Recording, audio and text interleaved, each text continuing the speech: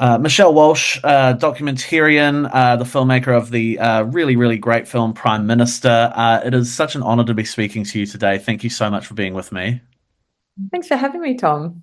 I found myself very, very moved by this film. I watched it on Monday, and uh, one of the things that really struck me was how much of a in the sort of time that we're in, I feel like we're often invited to forget about the things that have just happened because there's always new things around the corner. And so, um, as much as it's the film through Jacinda's eyes, I feel like it was also like a walk down memory lane in a sense of a time that I think a lot of us are. I mean, we're encouraged to forget to a sense. Did you have that experience when you were making the film?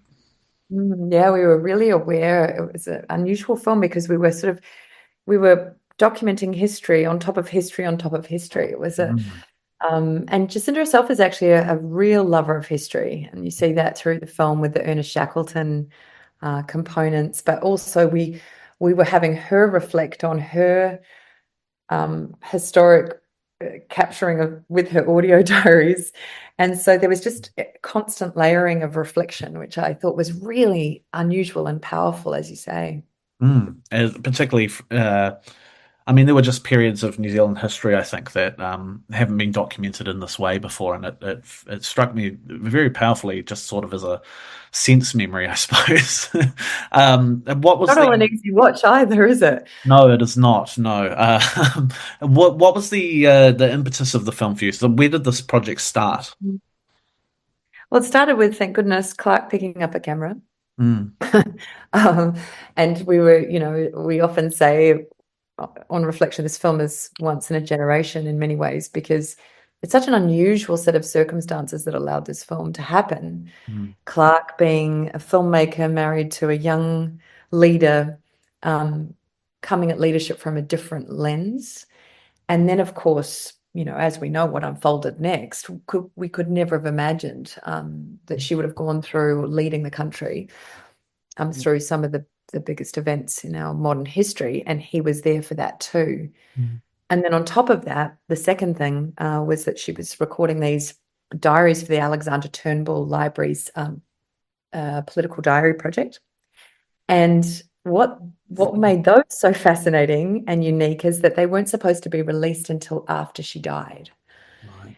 So she's giving these candid interviews every 2 weeks that Mm. we got access to.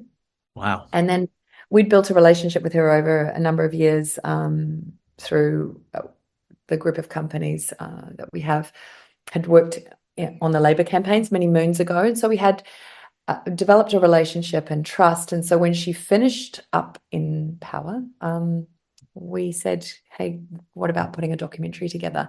And at that point, she was, again, as a lover of history, she was in a really reflective place. She felt that it was important to capture this story, and she wanted, more importantly than anything, I think, to humanize politicians.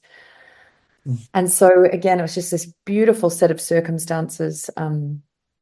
And I had the A team with me, Cass Avery, our producer, Leon Kirkbeck, my partner in crime and in life and in business, who had worked on films like Chasing Great with me, um, who had told tricky follow stories. That was a challenging story with a lot of footage as well. And so just everything lined up to give us this, very remarkable story. mm. I'm always fascinated by the process of documentary making and the patience that it must require to sift through what must be hours upon hours of footage. What goes into the 100 selection? hours, not 200 hours. Wow.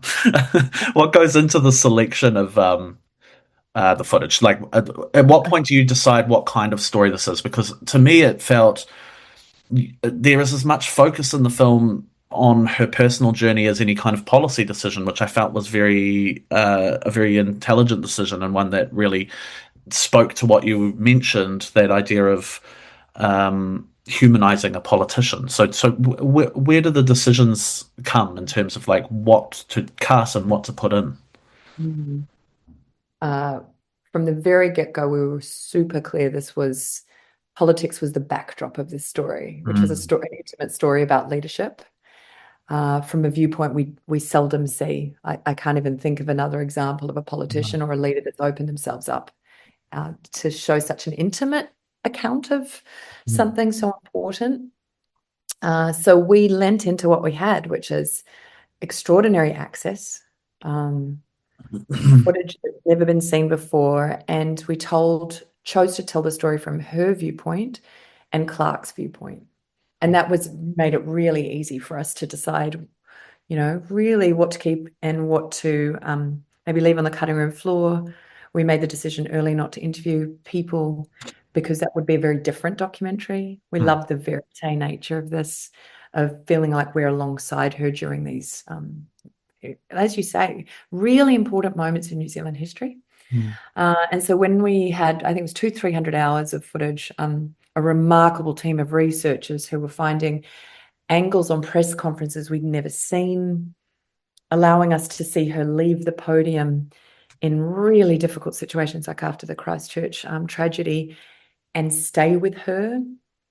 And they became, the guiding principles for what we chose to keep in and out. Saying that, our first cut was we had a 17-hour, then we had a 13-hour, and then we had I think 5, and then it went to 7, and then it went 3 and 5.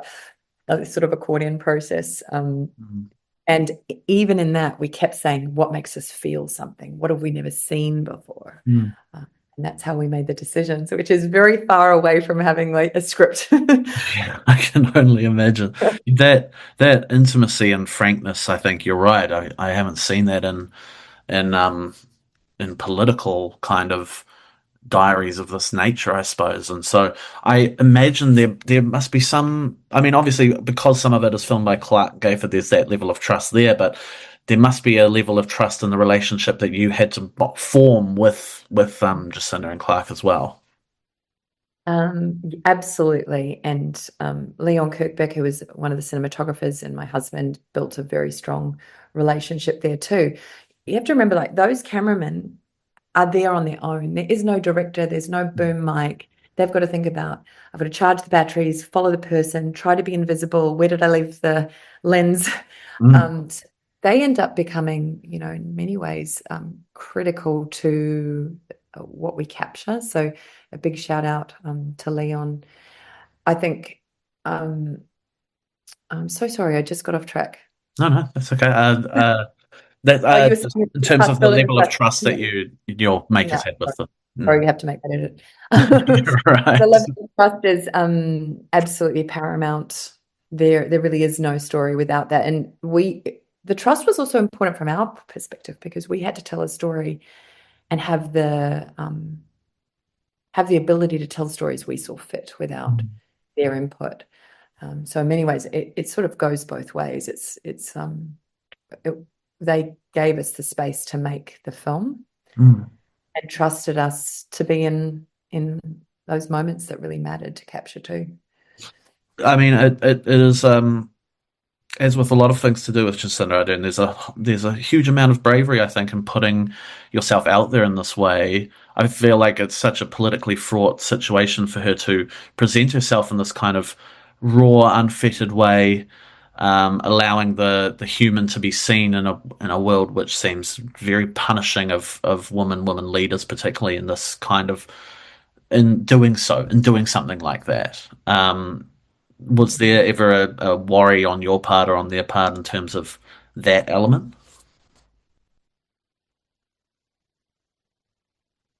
I think we wanted to show that additional pressure and challenge that comes from being a woman in leadership. Mm. Jacinda had the added challenge of being a young mother in leadership and the complexity of balancing motherhood Mm. as well as leadership. And we really wanted to lean into that. I'd never seen somebody else struggle with breastfeeding, let alone during a UN conference. Mm. Totally. Um, so the gender side of it, being a female leader, was an important part of the story. It's not all the story. Mm. I want young men to watch this film and see themselves reflected in her story and realize they can lead with empathy and kindness and humanity Mm. too. It's not just a female story. But we didn't want to also lean too far away from the realities of that. Mm. That being it adds another complexity when you're a female leader in the spotlight. Well, I mean, yeah, absolutely, because there's this parallel that you make with Shackleton in the film, which is obviously someone who Jacinda very much admires, and one of the most moving scenes of the film is her visiting the hut in Antarctica.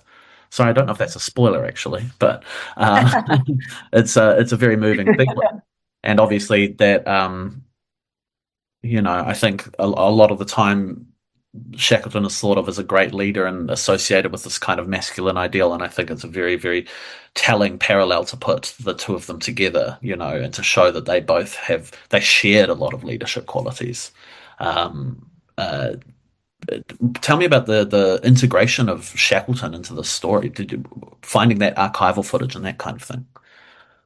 Yeah, that footage was filmed by Frank Hurley. It's phenomenal footage. I could sit and look at that all day. Mm, It was an interesting choice. I think shout out to Lindsay, my co-director here, because she was the one that initially thought about mixing that footage in.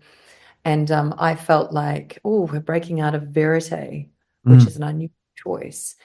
But what we reflected on was that how important Ernest Shackleton's principles around optimism, optimism is true moral courage, those types of really important guiding principles that he lived by uh, were what helped her get through tough moments. And mm. so it was a really important insight into the decisions she made. She talks about in the film, which I think is really interesting, that Ernest Shackleton set out to achieve one thing and then he found himself Yes. trying desperately to achieve another. And I think we can all see the parallels there with what Jacinda thought she Mm, was walking into and then what she turned out needing to do. Um, and so that integration was challenging in a verite film. I mm, think the editors did an extraordinary job. We had a great team, Grace Zahara and Anat City, who are very, very good editors in helping. In these docs, your editors become just like our camera people. They become a really important part of the storytelling process. They're making decisions in the suite too all the time, and I think they definitely sort of wove that through. I think it's been really powerful. mm. One of the loveliest elements of the film is the integration of Nev as well, and her presence in the story Mhm. is a real kind of guiding light and a shining light, I think. And so I'm interested in what your thoughts were in terms of weaving that part of the story and her as a person, as a presence into the story. I'm so glad you asked about that because gift number 5 on the film 4, whatever number it might be, was that Mhm. we had this vehicle of it in terms of narration where we had a child growing up. Mm, And that's so unusual, yeah, where we could come back into a time and see Neve and realize exactly where we were. So we yeah, didn't have to date stamp as often. fantastic. We also had you may not notice, but we actually stopped showing Neve's face at a certain age Mm, uh, yeah, because obviously to protect her. And so once we felt like she was getting into a place where her face was becoming more recognizable, we very consciously chose to have her presence there, but you don't really yeah, see her. Um, and so, yeah, she also reminds us as well, very powerfully, that this is a young family. mm, She forms part of, I think, the reason why people do come out of the cinemas and say, "Wow, that felt like you really humanized her," and it's mm, because we were reminded regularly that she's just a mum, totally. and I think And the yeah, mum with all the love in the world as a mother, mm. um, she was doing mum things that we all relate to. Absolutely. So. And often in watching the film, I was thinking about a future Nev watching the film and having, I don't know, it must be an incredibly out of body experience to see yourself at the UN as an infant and that kind I know of. there's like one of my favorite moments in the film is when Jacinda's passing gun legislation and we're right in the thick of going like, oh my gosh, she's just done this amazing thing.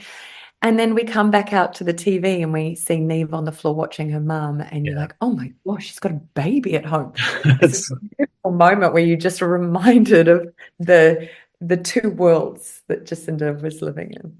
I also think of the handshaking scene. I think that's probably going to be one that lives on in history for us. You I know, felt. it's funny that all the audiences all around the world, obviously the New Zealand audiences have, it feels really special being in the room Mm, with New Zealand audiences and feeling that collective emotion here. mm. But even in America, you get the same size that when they see that scene, they're like, ah, they just can't believe that this little kid. It's it's Yeah, gorgeous. It's absolutely gorgeous.